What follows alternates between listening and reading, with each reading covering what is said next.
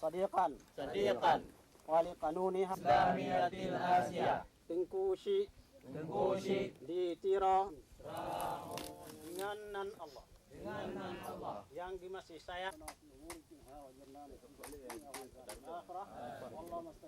Tapi menurut prinsip saya harus mohon bagi aparat yang dicari yang betul gam. Ya masyarakat biasa ada anggap gam.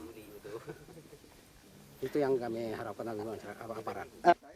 Untuk mengisikan kekosongan yang telah ditinggalkan oleh kepala-kepala desa bersama di hari ini, kepala-kepala desa yang telah kami panggil selama ini, yang telah tidur bersama kami 10 malam. Tapi harapan kita kepada masyarakat Aceh jangan terpengaruh dengan Kodam. Karena Kodam itu adalah satu alat untuk membunuh bangsa Aceh.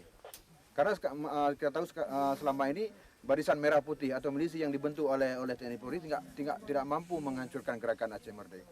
Sekarang dengan bangsa Aceh tidak ada kerja, dibentuknya Kodam, jadi Kodam akan merekrut bangsa-bangsa Aceh sendiri akan bertempur dengan GAM.